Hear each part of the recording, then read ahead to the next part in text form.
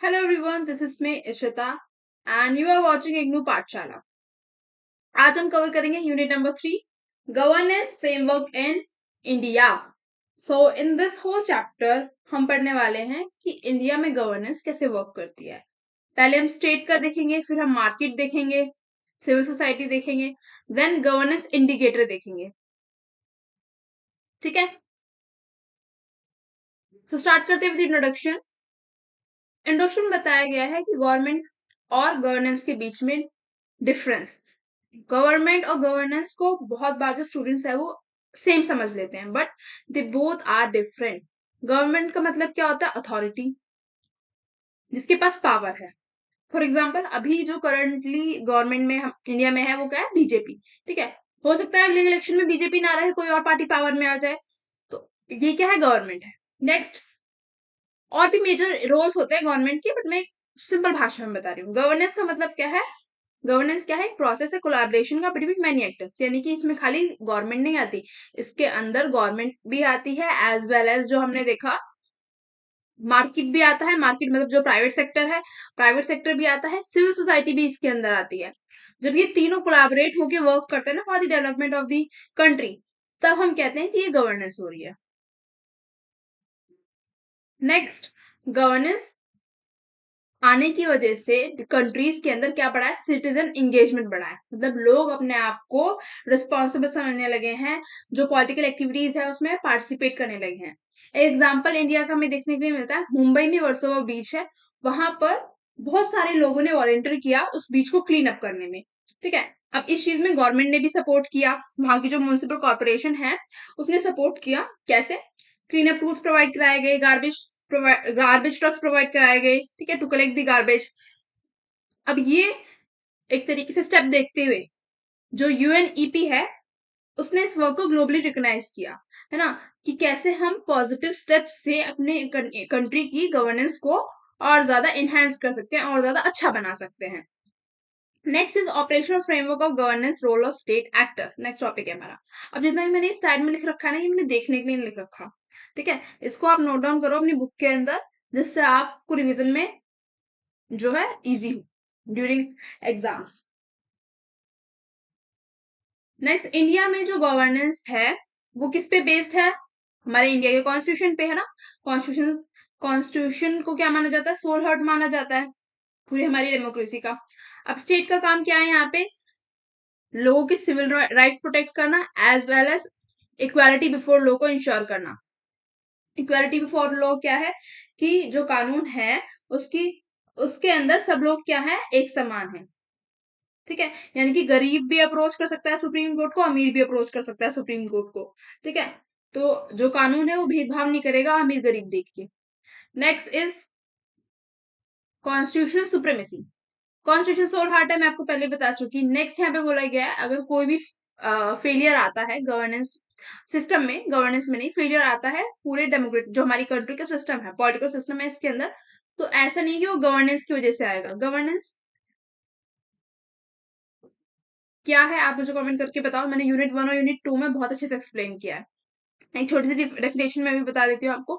Government के पास क्या होती है? पावर होती है। अब गवर्नमेंट उस पावर को किस तरह से यूज करेगी, है ना, वे गवर्नमेंट का यूज करने का अपनी पावर को, उसी को हम गवर्नेंस कहते हैं। ठीक है, एंड अब वो जो पावर यूज गवर्नमेंट जो अपनी पावर यूज कर रही है, रूल्स बना रही है, लॉज बना रही है, स्कीम्स बना रही है लोगों के लिए, पॉलिसीज बना रही है लोगों के डेवलपमेंट के लिए। ठीक है, अब उन पॉलिसीज से जो हमारी कॉमन जनता है उनका कितना फायदा हो रहा है। ठीक है, ये सब चीजें देखी जाती है गवर्नेंस के अंदर। नेक्स्ट हम देखेंगे क्वालिटी जो है गवर्नेंस की डिपेंड करती है जो कॉन्स्टिट्यूशन के बेसिक स्ट्रक्चर है हमारे, जस्टिस, इक्वालिटी, लिबर्टी, फ्रेटर्निटी। अगर गवर्नमेंट इन चारों चीजों को फुलफिल करा पा रही है, ठीक है, लोग इन चारों चीजों से सेटिस्फाइड हैं कि उन्हें जस्टिस मिल रही है, इक्वालिटी मिल रही है, लिबर्टी मिल रही है, फ्रेटर्निटी मिल रही है, इसका मतलब जो गवर्नेंस है वो कैसी है? क्वालिटी क्या है गवर्नेंस की? पॉजिटिव है।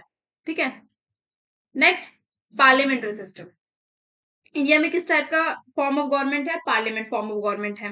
जैसे कि अमेरिका में कैसी है? प्रेसिडेंशियल फॉर्म ऑफ गवर्नमेंट है। ओके, नेक्स्ट पॉइंट इज जो हमारा एग्जीक्यूटिव है वो अकाउंटेबल है टू द लेजिस्लेचर। अब इसको हम एक सिंपल से एग्जाम्पल से समझेंगे। फॉर एग्जाम्पल एक रूल बनाया गया, ट्रैफिक रूल, कि अगर आप हाईवे पे 80 से अबव की स्पीड पे चलाओगे तो आपका चालान कटेगा।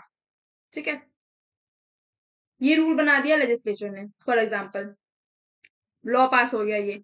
अब इसको इम्प्लीमेंट कौन कराएगा? एग्जीक्यूटिव, जो हमारा पुलिस डिपार्टमेंट है, जो हमारा ट्रैफिक डिपार्टमेंट है, ये उसके अंदर आ गया। ठीक है, उनका काम है इम्प्लीमेंट कराना और हाईवेज पे सेंसर्स लगवाना, कैमरेज लगवाना, फिर बैक हैंड उनको कैप्चर, जो पूरा टीवी स्क्रीन होती हैं उनपे देखना, उनका चालान करना। ठीक है, पूरी एक प्रॉपर टेक्निकल टीम होती है ना।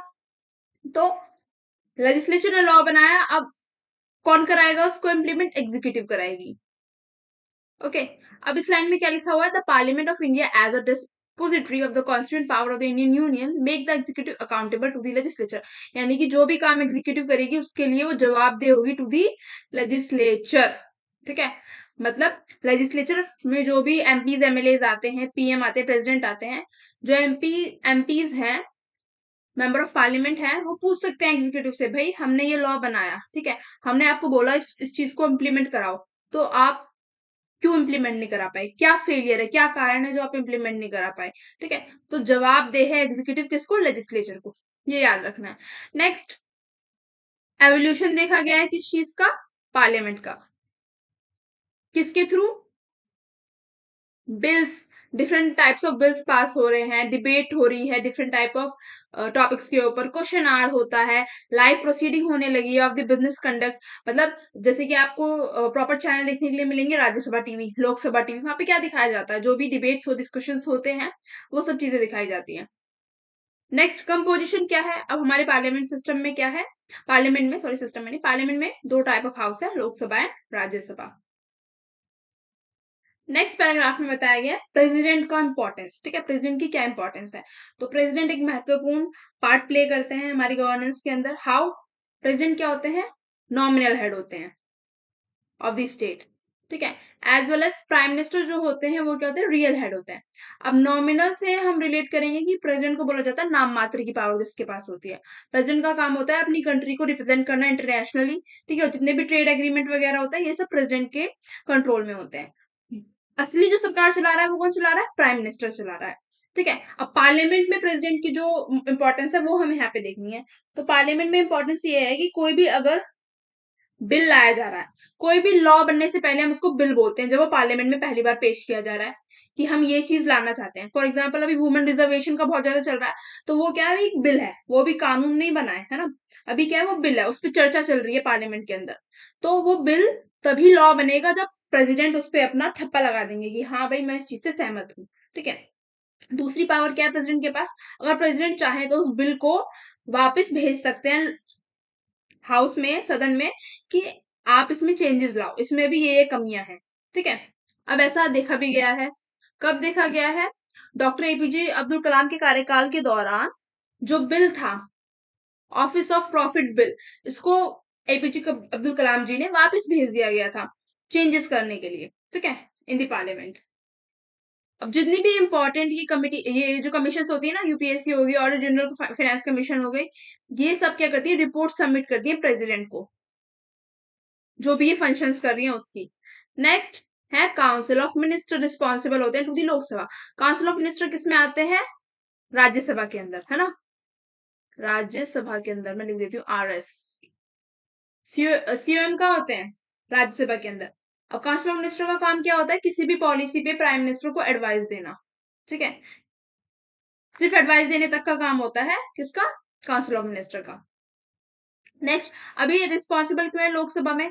जो भी ये पॉलिसी बनाना चाहेंगे, है ना, फॉर एग्जाम्पल अभी ये जो वुमेन रिजर्वेशन वाला बात चल रही है कि वुमेन रिजर्वेशन बिल आना चाहिए, है ना, तो ये इन्होंने रखा राज्यसभा में, राज्यसभा में पास किया इन्होंने, फिर वो लोकसभा में आया है बिल पास होने के लिए। और फॉर एग्जाम्पल अगर लोकसभा के जितने भी मेंबर्स हैं उन्होंने इस बिल को पास कर दिया, ठीक है, और इस बिल में तय हुआ कि भाई 20% जो सीट है वो वुमेन्स के लिए होनी चाहिए। मैं रफ ले रही हूँ, मैं एग्जैक्ट उसकी बात नहीं कर रही, मैं एक एग्जाम्पल ले रही हूँ। ठीक है, 20% सीट जो है वुमेन्स के लिए होनी चाहिए। और इन फ्यूचर अगर जो करंट सरकार है वो 20% की बजाय सिर्फ 10% ही सीट्स वुमेन के लिए रख दिया, तो लोकसभा के जो मिनिस्टर्स हैं वो क्वेश्चन कर सकते हैं कि भाई आपने तो 20% का वादा किया था बट आप 10% क्यों रख रहे हो। ठीक है, तो इसीलिए लोकसभा को जवाबदेह हैं कौन? Council of ministers. और अगर वो लोकसभा की बात नहीं मानेंगे तो लोकसभा के पास एक और मेन पावर है, क्या? नो कॉन्फिडेंस मोशन की पावर। नो कॉन्फिडेंस मोशन क्या कहता है? अगर लोकसभा के 2/3 लोग ये कह दें कि हम प्रेजेंट गवर्नमेंट से खुश नहीं है, ठीक है, प्रेजेंट गवर्नमेंट का हम सपोर्ट नहीं करते, समर्थन नहीं करते, तो उसकी सरकार वहीं पे गिर जाएगी। ऐसा देखने के लिए भी मिला है 1963 और 1997 के टाइम पे, जब लोकसभा ने नो कॉन्फिडेंस मोशन पास करके डिसॉल्व कर दिया है पूरे सदन को, ठीक है, एंड फ्रेश इलेक्शंस हुए हैं। नेक्स्ट हम देखेंगे एक केस एग्जांपल दिया हुआ है, ये भी हम देख लेते हैं। 2016 में राज्यसभा के एक मेंबर ने रेस किया था एक क्वेश्चन रिगार्डिंग फार्मर्स ऑफ वादरा डिस्ट्रिक्ट महाराष्ट्र, ठीक है। वहां के फार्मर्स ड्रॉट से बहुत ज्यादा परेशान थे, सूखा पड़ने से बहुत ज्यादा परेशान थे, ठीक है। तो एक जो मेंबर थे राज्यसभा के, उन्होंने ये प्रॉब्लम बताई। तो गवर्नमेंट ने कैसे रिस्पॉन्स किया? जो फार्मर्स थे उनको साइकोलॉजिकल काउंसलिंग प्रोवाइड करा के, यानी कि जो मानसिक प्रॉब्लम से भी जूझ रहे थे उनको साइकोलॉजिकल डॉक्टर्स जो थे उनको प्रोवाइड कराया, as well as crop assistance दिया, ठीक है, फार्मर्स की हेल्प की। तो इससे हमें क्या देखने के लिए मिलता है कि कैसे जो पूरी एक एक मेंबर है राज्यसभा का वो इम्पोर्टेंट है ना, कोई भी स्टेप लेने के लिए।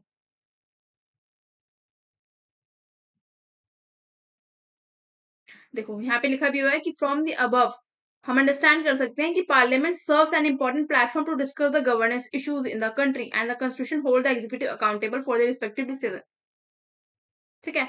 मतलब पार्लियामेंट क्या है? एक इंपॉर्टेंट प्लेटफॉर्म है जहां पे हम गवर्नेंस रिलेटेड इशू रेस कर सकते हैं। अब ये भी एक इशू ही था ना कि भाई जो कंट्री के लोग हैं, जो मतलब एक प्रॉपर एक महाराष्ट्र में जो डिस्ट्रिक्ट है, यहाँ के जो फार्मर्स है बहुत ही ज्यादा परेशान है ड्रॉट की वजह से, तो हमें ये स्टेप लेनी चाहिए, है ना। ये जो मेजर मेजर जो चीजें हैं ये फार्मर्स को परेशान कर रही हैं, तो हमें इन्हें रिलीफ प्रोवाइड कराना चाहिए। सो ये स्टेप लिया गया, उनको रिलीफ प्रोवाइड कराया गया। नेक्स्ट हम देखेंगे role of political executive. My god, ये तो बहुत ज्यादा ब्लर हो गया, जूम आउट करते हैं थोड़ा सा। पॉलिटिकल एग्जीक्यूटिव का काम क्या होता है? पॉलिसीज को इम्प्लीमेंट कराना। जैसे मैंने भी आपको पहले बताया, पॉलिटिकल एग्जीक्यूटिव के अंदर prime minister, cabinet, president, council of minister सब लोग आते हैं, ओके। नेक्स्ट, इंपॉर्टेंट मिनिस्टर को कौन अपॉइंट करता है? प्रेसिडेंट अपॉइंट करते हैं। किसकी एडवाइस पे? प्राइम मिनिस्टर की एडवाइस पे, ठीक है। अगर प्राइम मिनिस्टर कहेंगे भाई होम मिनिस्ट्री इस इंसान को देनी है, तो प्रेसिडेंट उन्हीं को देंगे, ठीक है। Next, cabinet. कैबिनेट भी हेल्प करती है गवर्नेंस में बाय पासिंग रेजोल्यूशन, ठीक है, for the development of the country. अब कैबिनेट में कौन से मेंबर होते हैं, कौन लोग होते हैं कैबिनेट में? जो सीनियर मोस्ट मेंबर होते हैं, जैसे कि आप देखोगे जो इंटरनेशनल अफेयर्स हैं उनको कौन संभालता है? डॉक्टर एस जयशंकर, है ना। तो वो क्या है? एक सीनियर मोस्ट मिनिस्टर है in the cabinet of prime minister, ठीक है। कैबिनेट में ना ज्यादातर क्लोज वन होते हैं प्राइम मिनिस्टर के, जैसे कि आप देखोगे होम मिनिस्ट्री जो है अमित शाह के पास है, ऐसे। नेक्स्ट हम देखेंगे रेजोल्यूशन कैसे पास करती है कैबिनेट। तो मार्च 15 में 1915 में कैबिनेट ने डिसाइड किया कि हम प्लानिंग कमीशन बनाएंगे जो हर 5 साल में क्या क्या चीजें करनी है अपने देश को आगे बढ़ाने के लिए वो प्लान करेगी, ठीक है। और उसी हिसाब से फिर सरकार क्या करेगी? काम करेगी। लेटर ऑन इस प्लानिंग कमीशन को 1 जनवरी 2015 में रिप्लेस कर दिया गया नीति आयोग से, जो भी करंटली काम करे नीति आयोग, ठीक है। नीति आयोग के चेयरमैन कौन होते हैं? प्राइम मिनिस्टर होते हैं। तो कैबिनेट भी क्या करती है? रेजोल्यूशंस पास करती है for the development purpose. Next हम देखेंगे एडमिनिस्ट्रेटिव एग्जीक्यूटिव का क्या रोल है। अब एडमिनिस्ट्रेटिव एग्जीक्यूटिव के अंदर आते कौन कौन से लोग हैं, पहले तो ये जान लो। सिविल सर्वेंट हो गए, आर्म फोर्सेस हो गई, फील्ड एजेंसीज हो गई, जितनी जो डिफरेंट डिफरेंट इंस्टीट्यूशन है ना उसके अंदर जो लोग हैं उनको हम एडमिनिस्ट्रेटिव एग्जीक्यूटिव कहते हैं। जितने भी एग्जाम देखते हो ना, आप एसएससी के होते हैं, यूपीएससी के होते हैं, इनसे जो चुन के लोग जाते हैं ये सब एग्जीक्यूटिव के अंदर आते हैं। ये जो भी पॉलिसीज वगैरह हैं गवर्नमेंट की उनको इम्प्लीमेंट कराने का काम करते हैं। आईएएस हो गए, आईपीएस हो गए, पीसीएस ऑफिसर्स हो गए, सब लोग। पॉलिटिकल एग्जीक्यूटिव का काम क्या है? लीडरशिप प्रोवाइड कराना, रूल रेगुलेशन बनाना, लॉज बनाना। पॉलिटिकल पॉलिटिकल एग्जीक्यूटिव में कौन आ गए? एमपीज हो गए, मेंबर ऑफ पार्लियामेंट हो गए, प्रेसिडेंट हो गए, प्रेसिडेंट की कैबिनेट हो गई, है ना, ये सब आ गए एग्जीक्यूटिव, पॉलिटिकल एग्जीक्यूटिव में। एडमिनिस्ट्रेटिव एग्जीक्यूटिव में आ गए, मैंने बता दिया आपको ऑलरेडी। नेक्स्ट हम देखेंगे फ्रीडम ऑफ इंफॉर्मेशन। ए है freedom of information. Let us understand the interface between politics and administration through accountability tools. Accountability tools का मतलब क्या है कि कैसे पब्लिक जो है, अब जो कॉमन जनता है, वो कैसे गवर्नेंस का पार्ट है, ठीक है। और freedom of information, freedom of information में एक मेन पार्ट है RTI, right to information act, जो कि 2005 में लाया गया। मैं 2005 बॉर्न, ठीक है। तो आरटीआई एक्ट लाया गया 2005 में, क्यों लाया गया? ये चीज देखते हुए कि करप्शन बहुत ज्यादा हो रहा है, ठीक है। और करप्शन को रिड्यूस करने के लिए आरटीआई लाया गया। आप देखते हो ना कि आज से पहले जो है हम अपने एग्जाम कॉपीज नहीं देख सकते थे, बोर्ड एग्जाम कॉपी हो गई, या अगर हमने कोई भी गवर्नमेंट जॉब के लिए एग्जाम दिया है, अब हम देख सकते हैं। किसके थ्रू हम देख पाते हैं? ये आरटीआई के थ्रू। पहले हमें आरटीआई फाइल करनी पड़ती है कि भाई हमें, अगर हमें लग रहा है हमारे नंबर कहीं पे कम आए हुए हैं, सॉरी ज्यादा आए हुए हैं और हमें नंबर कम मिले हैं, तो हम आरटीआई के थ्रू अपनी एग्जाम कॉपीज देख सकते हैं, ठीक है। अब आरटीआई कब लाया गया? As a result of freedom of information movement which was pioneered by Mazdoor Kisan शक्ति संगठन। एमकेएसएस जो है मूवमेंट लीड कर रही थी, एक नॉन गवर्नमेंट ऑर्गेनाइजेशन राजस्थान के अंदर, ठीक है। तब आरटीआई की डिमांड की गई, ठीक है, कि हम जो भी गवर्नमेंट चीजें कर रही है इसके रिगार्डिंग हमें क्या चाहिए? इंफॉर्मेशन चाहिए।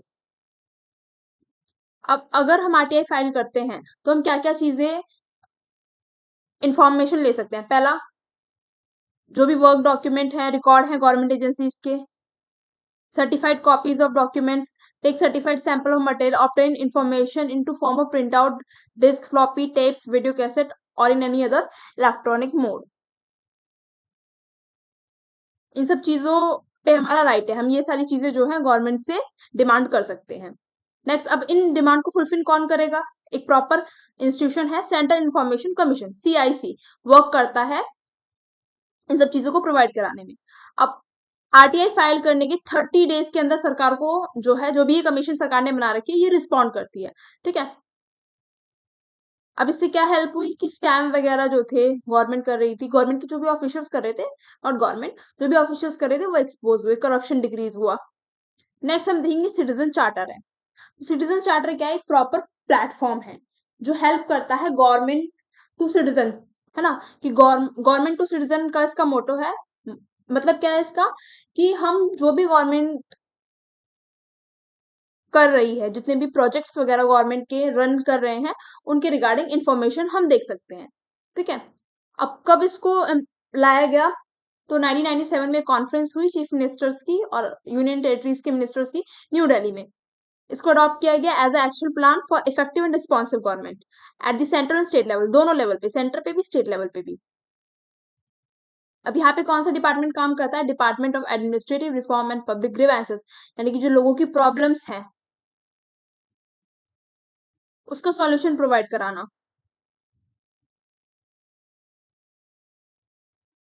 फॉर एग्जाम्पल, अगर हमें कोई भी प्रॉब्लम है, तो आजकल क्या टेक्नोलॉजी है ना, सबके पास फोन्स है, तो हम जो है अपनी ग्रीवेंसेस, अपनी प्रॉब्लम जो है यहाँ पर क्या कर सकते हैं?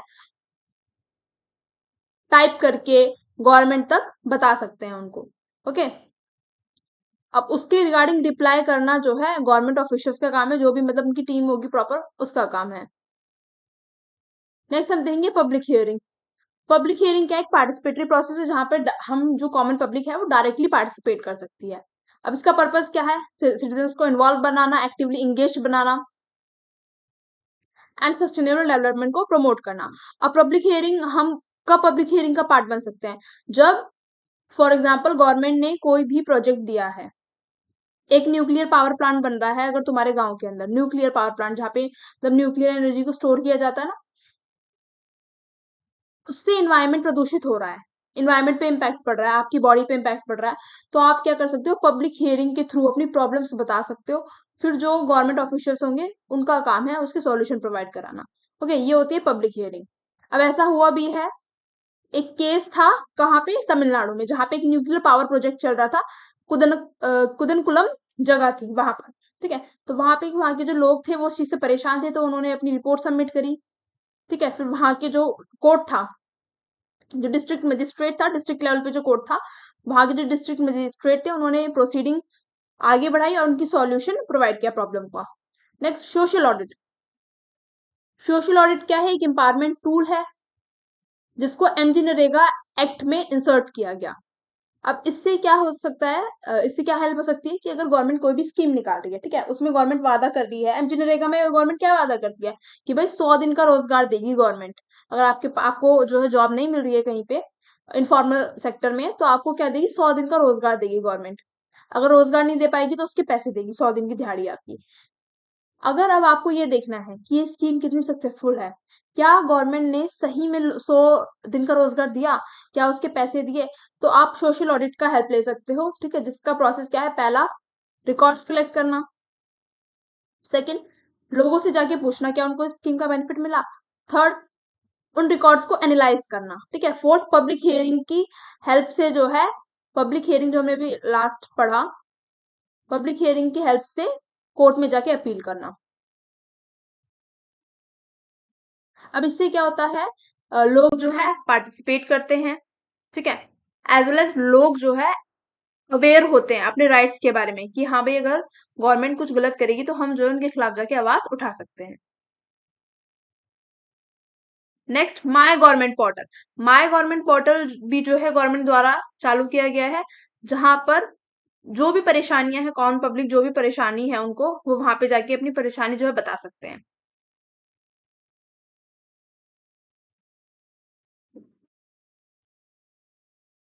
नेक्स्ट, स्टेट लेवल पे कैसे जो है गवर्नेंस काम करती है। तो जैसे हमने देखा सेंट्रल लेवल पे क्या होता है? प्रेसिडेंट। ऐसे स्टेट लेवल पे क्या होता है? गवर्नर, ठीक है। गवर्नर और प्रेसिडेंट का थोड़ा थोड़ी जो ड्यूटीज है वो मैच करती हैं, ठीक है। जैसे कि प्रेसिडेंट इंपॉर्टेंट मिनिस्टर्स को अपॉइंट करते हैं एडवाइस पे प्राइम मिनिस्टर की, ऐसे गवर्नर इंपॉर्टेंट मिनिस्टर्स को अपॉइंट करते हैं एडवाइस पे किसकी? चीफ मिनिस्टर की।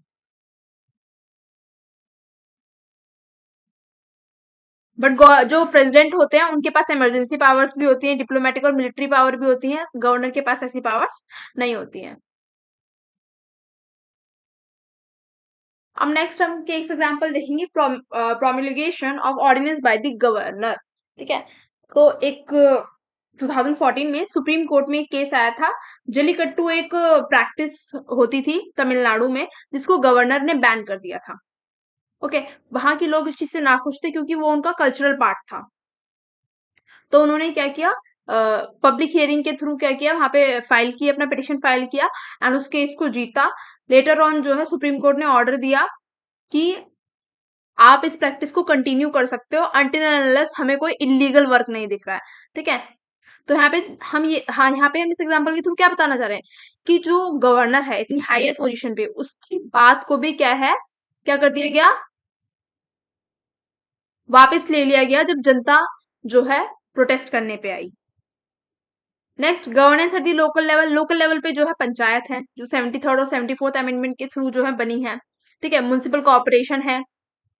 नेक्स्ट, पंचायत कैसे काम करती है? डिफरेंट डिफरेंट वार्ड होते हैं, उन वार्ड की कमेटी होती है, प्लानिंग कमेटी होती है, डिस्ट्रिक्ट प्लानिंग कमेटी होती है। ये सब कमेटी जो है प्रॉपर प्लान आउट करती है कि किसी भी विलेज का डेवलपमेंट कैसे होना है। ओके, अब इन जो कमिटीज होती है इनको फंड कौन प्रोवाइड करती है? स्टेट गवर्नमेंट प्रोवाइड करती है। केस एग्जांपल हमें देखने के लिए मिलता है जून 1 2014 में गैरिफमा विलेज में, नागालैंड के, उस विलेज को पहला फर्स्ट टोबैको फ्री विलेज बनाया गया, ठीक है। यानी कि वहां पे कोई भी टोबैको से बनने वाले प्रोडक्ट को कंज्यूम नहीं करता, ऐसा बनाया गया। अभी सक्सेसफुल क्यों हो पाया? जब वहां की जनता ने साथ दिया, जो वहां की लोकल बॉडीज थी, पंचायत थी, उन्होंने साथ दिया। वहां पे अगर कोई भी ऐसा व्यक्ति था जो कंज्यूम अगर करता है तो उस पर पेनल्टी लगाई गई। लोगों ने साथ दिया बताने में कि हाँ भाई ये जो है कंज्यूम कर रहा है। तो इसीलिए गवर्नेंस की हेल्प से जब सब लोग साथ में मिलके, गवर्नमेंट भी साथ दे रही है, ठीक है, पंचायत गवर्नमेंट का ही तो पार्ट है, गवर्नमेंट साथ दे रही है, एज वेल जब वहां के लोकल लोग साथ दे रहे हैं, तब जो है गवर्नेंस को हम क्या कर पा रहे हैं? फुलफिल कर पा रहे हैं। Next we will see smallest level of step will be helpful to improve public health, ठीक है। तो ये क्या था? एक छोटा सा स्टेप था ना, एक गांव की तो बात हो रही है, पूरा इंडिया थोड़ी टोबैको फ्री हो गया, नहीं। बट एक छोटा सा गांव भी अगर टोबैको फ्री हुआ है तो वहां के जो लोगों की हेल्थ है वो इंप्रूव हुई है, ठीक है। तो एक स्मॉलेस्ट लेवल ऑफ स्टेप भी कितना हेल्प कर सकता है हमारे देश के डेवलपमेंट के लिए, किसी एक गांव के डेवलपमेंट के लिए, या लोगों की हेल्थ के डेवलपमेंट के लिए। Next, role of judiciary. Judiciary एक इंडिपेंडेंट ऑर्गन है, ठीक है, एंड लेजिस्लेचर और एग्जीक्यूटिव दोनों से क्या है, अलग है प्रॉपर, और अपना इंडिपेंडेंट वर्क करती है। जजेस का काम क्या होता है, जजमेंट देना। बट जजेस को कोई इलेक्ट नहीं करती, हम कॉमन जनता किसी भी जज के लिए वोट नहीं डालते, है ना। वो अपनी अथॉरिटी की वजह से आते हैं, क्योंकि उन्होंने कॉन्स्टिट्यूशन को इतना पढ़ा है, इतने साल प्रैक्टिस की है, ठीक है। नेक्स्ट, नेक्स्ट बात की गई है यहाँ पे कुछ जजेस की, फेमस जजेस की, जिनका मेजर कॉन्ट्रीब्यूशन रहा है। नेक्स्ट, लैंडमार्क केसेस की बात की गई है, जैसे कि Golaknath versus state of Punjab case was overruled by Kesavananda Bharati. अब देखो, ये केसेस ना बहुत ही ज्यादा डिटेल में है, एंड इनको जो है सिर्फ जो बच्चे लॉ कर रहे हैं उनको ही पढ़ना चाहिए। बट हमें याद रखना है कि जो भी केसेस यहाँ पे बताए गए हैं, इन केसेस की वजह से जो हमारा बेसिक स्ट्रक्चर है कॉन्स्टिट्यूशन का, उसमें चेंज आया था, इसलिए ये केसेस हमें पढ़ने के लिए क्या है, इंपॉर्टेंट है। बस हमें इतना ध्यान रखना है कि इन केसेस के थ्रू हमें ये पता चलता है कि पार्लियामेंट कॉन्स्टिट्यूशन को अमेंड कर सकता है, मतलब कॉन्स्टिट्यूशन में बदलाव ला सकता है। बट जो कॉन्स्टिट्यूशन का बेसिक स्ट्रक्चर है, जो हमारे प्रियम्बल में लिखा हुआ है कि इक्वालिटी होनी चाहिए, जस्टिस होनी चाहिए, फ्रैटर्निटी होनी चाहिए, ये सब चीजों को क्या नहीं कर सकता, चेंज नहीं कर सकता, ठीक है। ऐसा नहीं है कि जैसे कि हमारे प्रियम्बल में लिखा है कि इंडिया एक सेक्युलर कंट्री है, तो पार्लियामेंट जो है बिल ले आए और इस सेक्युलर वर्ड को हटा दे, ठीक है, कि नहीं हम तो हिंदू राष्ट्र हैं, तो ऐसा पार्लियामेंट नहीं कर सकता, ठीक है। तो जो बेसिक स्ट्रक्चर है हमारे कॉन्स्टिट्यूशन का, उसको नहीं चेंज कर सकता। नेक्स्ट है ऑपरेशनल फ्रेमवर्क ऑफ गवर्नेंस, यानी कि अब यहाँ पे हम role of non state actor देखेंगे, मार्केट का रोल देखेंगे। तो 1991 के तहत इंडिया में मेजर चेंज आए, ठीक है, रिफॉर्म्स आए, लिबरलाइजेशन, प्राइवेटाइजेशन, ग्लोबलाइजेशन, जहां पे हमने सरकार और प्राइवेट सेक्टर दोनों का कोलैब देखा, ठीक है। जैसे हम यूट्यूब पे कोलैब देखते हैं ना कंटेंट क्रिएटर्स का, ऐसे हमने यहाँ पे प्राइवेट और गवर्नमेंट सेक्टर का पहली बार कोलैब देखा, ठीक है। उससे पहले जितनी भी इंडस्ट्री थी उसको कौन रन कर रहा था, गवर्नमेंट सेक्टर रन कर रहा था। यहाँ पे हमने पब्लिक प्राइवेट पार्टनरशिप देखी। अब इसको हम कैसे अंडरस्टूड कर सकते हैं, as a long term contract between the government and private company. जैसे कि आप देखोगे जो फ्लाईओवर का कंस्ट्रक्शन वर्क है, इसको गवर्नमेंट नहीं कराती, गवर्नमेंट क्या करती है, कॉन्ट्रैक्ट दे देती है प्राइवेट कंपनियों को, है ना, जैसे अडानी हो गए या और जो भी अदर कंपनीज हैं, उनको क्या देती है, टेंडर दे देती है, एक प्रॉपर टाइम जिसमें डिसाइड होता है और पैसा डिसाइड होता है कि हम इतना इन्वेस्टमेंट देंगे। तो ऐसे पब्लिक और प्राइवेट जो सेक्टर है दोनों मिल के काम करते हैं for the development of people. अब इसका एम क्या है, गवर्नेंस को कॉम्पिटिटिव बनाना, रेवेन्यू जनरेट करना और डिसेंट्रलाइज बनाना, मतलब सारी पावर जो है स्टेट के हाथ में ना हो, ठीक है। इससे क्या होती है, पावर बढ़ जाती है। यहाँ पे जो प्राइवेट सेक्टर है उसके पास भी थोड़ी पावर आती है और स्टेट के पास तो पावर है ही। नेक्स्ट क्या है, हम एवोल्यूशन देख रहे हैं। एवोल्यूशन हम ये देख रहे हैं कि पहले जो है प्राइवेट सेक्टर का रोल ना बराबर का था, ठीक है। अब प्राइवेट सेक्टर का रोल जो है बढ़ता जा रहा है ड्यू टू डेवलपमेंट, ठीक है, टेक्नोलॉजी की वजह से, कम्युनिकेशन की वजह से। जो ये हाईवेज है, मेट्रो जो इतनी ज्यादा आ रही है, मेट्रो का भी जो टेंडर है वो किसको मिलता है, प्राइवेट कंपनीज को मिलता है। नेक्स्ट, अब इन सब पे एक्सपेंडिचर डिसाइड करने के लिए एक प्रॉपर क्या है, सेपरेट विंग बना दी गई, जिसको हम कहते हैं public private partnership appraisal committee, ठीक है, मिनिस्ट्री ऑफ फाइनेंस के अंदर, जो देखती है कि भाई किसी भी प्रोजेक्ट पे कितना इन्वेस्टमेंट लगेगा, ठीक है। और अगर इस प्रोजेक्ट पे हम इतना इन्वेस्टमेंट लगा रहे हैं तो क्या उससे रिटर्न आएगा। फॉर एग्जाम्पल, आप जितने भी बड़े बड़े फ्लाईओवर देखोगे ना, जो बहुत बड़े होंगे लेंथ में, तो उनपे क्या था, टोल देखने के लिए मिलता है हमें बीच बीच में, तो हम टैक्स भी दे रहे हैं उन फ्लाईओवर पे चलने का। ऐसा नहीं है कि हमें फ्री में गवर्नमेंट ने बना दिए, ठीक है, हम उस पे चलने का टैक्स भी दे रहे हैं। नेक्स्ट हम देखेंगे रोल ऑफ सिविल सोसाइटी, है ना। अब हमने गवर्नमेंट का पढ़ लिया गवर्नेंस में रोल, हमने मार्केट का रोल पढ़ लिया, अब हमारा बचा सिविल सोसाइटी का रोल। तो जो कॉमन जनता है वो कैसे हेल्प करती है गवर्नेंस के अंदर। राजेश टंडन जी ने बोला है, इन्होंने फॉर्म्स बताई है सिविल सोसाइटी की। पहली है ट्रेडिशनल, ठीक है, जिसमें आ गए गांव के लोग, आ गए कास्ट के लोग, आ गए कम्युनिटी के ग्रुप, आ गए रिलीजियस फेथ बेस्ड ग्रुप, आ गए, ओके।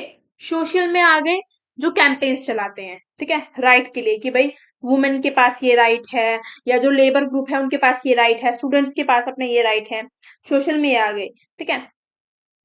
इन्वायरमेंट ग्रुप जो इन्वायरमेंट को बचाने के लिए चल रहे हैं, है ना, कि सेव इन्वायरमेंट, पानी में जो है कूड़ा मत फेंको, इस टाइप से। कुछ आते हैं मेंबरशिप ग्रुप, ठीक है। नेक्स्ट होता है यूनियन ग्रुप। यूनियन में कौन होते हैं? ट्रेड यूनियन हो गई, ठीक है, किसान मजदूर सभा हो गई, फार्मर्स की जो यूनियन होती है।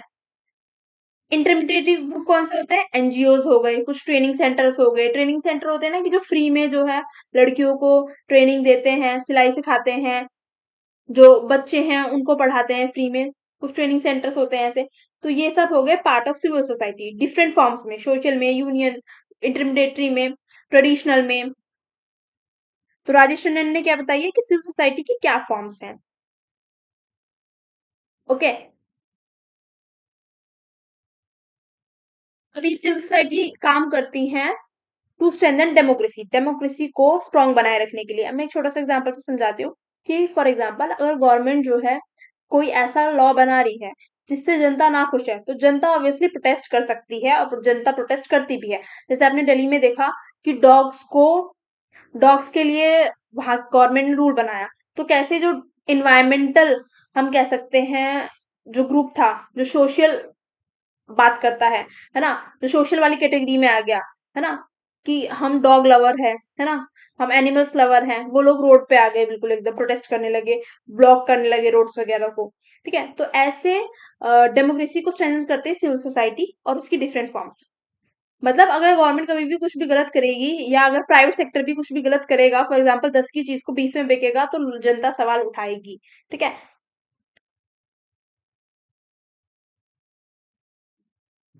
नेक्स्ट है गवर्नेंस इंडिकेटर। गवर्नेंस इंडिकेटर से हमें पता चलता है कि जो इंडिया में गवर्नेंस की परफॉर्मेंस है वो कैसी है।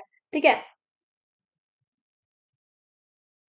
अब क्यों मैटर करते हैं गवर्नेंस इंडिकेटर? पहला, कॉस्ट, डेडलाइन, टारगेट, गोल फुलफिल, इन सब चीजों को चेक करने के लिए। मतलब अगर गवर्नेंस को इम्प्रूव करने के लिए सरकार कोई स्कीम ला रही है, तो उस स्कीम में जितना इन्वेस्टमेंट कर रही है सरकार, क्या उतना लोगों को बेनिफिट मिल रहा है?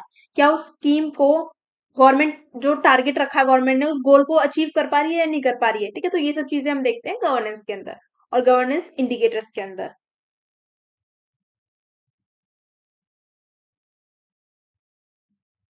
वर्ल्ड वाइड गवर्नेंस इंडिकेटर हैं, दिए गए हैं जो वर्ल्ड बैंक के द्वारा। ठीक है, कौन कौन से हैं? 6 हैं। पहला, वॉइस, कि जनता कितनी अच्छे से बोल पा रही है, मतलब बेसिकली क्रिटिसाइज कर पा रही है गवर्नमेंट को। अगर गवर्नमेंट कोई गलत काम कर रही है तो जनता अपनी रेज कर पा रही है वॉइस कितनी।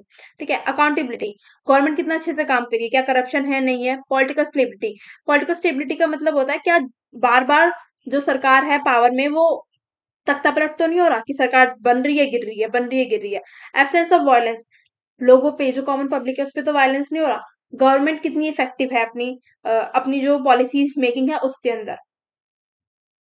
रेगुलेटरी क्वालिटी, जो मार्केट है गवर्नमेंट उसमें कैसे रूल्स रेगुलेशन बना रही है, मार्केट को गवर्नमेंट रेगुलेट कर पा रही है या नहीं कर पा रही है। ठीक है। करप्शन कंट्रोल हो रहा है या नहीं हो रहा है। तो ये 6 इंडिकेटर्स हैं जो किसने बताया? वर्ल्ड बैंक ने बताए हैं, वर्ल्ड वाइड गवर्नेंस इंडिकेटर।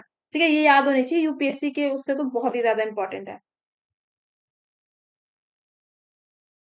अब इसमें पहला, वॉइस एंड अकाउंटेबिलिटी, मैंने आपको बता दिया कि कैसे हमारे पास डिफरेंट डिफरेंट क्या है, प्लेटफॉर्म्स हैं जहां से हम अपनी वॉइस रेज कर सकते हैं। सिटीजन चार्टर हो गया या हम पब्लिक हियरिंग कह लें। ठीक है। Next, political stability and absence of violence. तो political stability represent strong political institution, predictable policies that foster economic stability. Political stability क्या रिप्रेजेंट करती है? पॉलिटिकल, जितनी भी पॉलिटिकल इंस्टीट्यूशन है उनमें strong relation as well as good policy making. ठीक है, अपनी कंट्री की इकोनॉमिक स्टेबिलिटी को बनाए रखने के लिए। जैसे कि कंज्यूमर प्राइस इंडेक्स निकालती है गवर्नमेंट इन्फ्लेशन को कंट्रोल करने के लिए। नेक्स्ट हम देखेंगे गवर्नमेंट इफेक्टिवनेस, की गवर्नमेंट कितनी गुड है इन वर्किंग। ठीक है, कि क्या गवर्नमेंट अफोर्डेबल हेल्थ प्रोवाइड करा पा रही है, लोगों को एजुकेशन प्रोवाइड करा पा रही है, जो बेसिक इंफ्रास्ट्रक्चर है, रोड, ठीक है, ये सब चीजें प्रोवाइड करा पा रही है, पानी सप्लाई का जो पानी आता है, फूड, राशन वगैरह। नेक्स्ट, रेगुलेटरी क्वालिटी, मार्केट को गवर्नमेंट रेगुलेट कर पा रही है, नहीं कर पा रही है। ठीक है, एज वेल एज इंटरनेशनल उसकी क्या पोजीशन है, गवर्नमेंट जो डिजाइन कर रही है पॉलिसीज, क्या उसको जो बिजनेस क्लास है, जो हमारा मार्केट है, वो सपोर्ट कर रहा है या नहीं कर रहा है। नेक्स्ट है rule of law. Rule of law एक वाइटल इंडिकेटर है which intend to maintain harmony in an open society, जहां पर प्राइवेट सेक्टर और सिविल सोसाइटी जॉइंटली वर्क करती है गवर्नमेंट के साथ सोशल प्रॉब्लम को क्या करने में, रिड्यूस करने में। ठीक है, मतलब रूल ऑफ लॉ के तहत हम ये देखते हैं कि कैसे गवर्नमेंट, प्राइवेट सेक्टर और जो कॉमन जनता है सिविल सोसाइटी के अंदर जो आती है, ठीक है, वो कैसे काम कर रहे हैं सोशल प्रॉब्लम्स को रिजॉल्व करने में। अब जैसे कि कॉमन जनता है, अब वो लोग देख रहे हैं कि हमें जो है अवेयरनेस क्रिएट करनी है, कोई बीमारी ज्यादा फैली, जैसे कोविड फैला तो कॉमन जनता सब लोग जो है साथ में आए, ठीक है, सब लोगों ने गवर्नमेंट का सपोर्ट किया कि हम घर से बाहर नहीं निकलेंगे, है ना। तो यहाँ पे क्या है, हम कैसी गवर्नेंस देख रहे हैं, गुड गवर्नेंस देख रहे हैं ना, जहाँ पे लोग साथ में मिलके जो है सरकार के वर्क कर रहे हैं, है ना, सरकार की बात मान रहे हैं। Next, state protect citizen from service provider, यानी जो बड़ी बड़ी कंपनियां हैं इकोनॉमी के अंदर, एप्पल हो गई, गूगल हो गया, या अदर भी अगर हम कंपनियां देखें, अगर ये कंपनियां कुछ भी माल प्रैक्टिसेस करती हैं कंज्यूमर्स के साथ, कॉमन पब्लिक के साथ, जो इनके प्रोडक्ट को कंज्यूम कर रहे हैं, तो गवर्नमेंट क्या करती है, इन पे फाइन भी इम्पोज करती है। कंपटीशन कमीशन ऑफ इंडिया है जो इन सब चीजों को देखती है, इन माल प्रैक्टिसेस को देखती है। एंड 2018 में गवर्नमेंट ने 136 करोड़ का फाइन लगाया था गूगल पे for manipulating it's dominant position in the market. ठीक है, यानी कि अपनी जो पोजीशन है उसको ये मैनिपुलेट कर रहे थे लोगों में, तो इसीलिए मतलब जो इनका गूगल है, गूगल को एज अ डिफॉल्ट ब्राउजर, ठीक है, मैंने भी सुना था ये न्यूज कि गूगल जो है क्या कर रहा है, लोगों को मैनिपुलेट कर रहा है अपने आप को यूज करने के लिए, कि गूगल पे जो है ऑथेंटिक इन्फॉर्मेशन आती है, अदर जो वेब सर्च है उन पे जो है ऑथेंटिक इन्फॉर्मेशन नहीं आती है, एज सच कुछ करके। उस टाइम पे एआई भी नहीं था।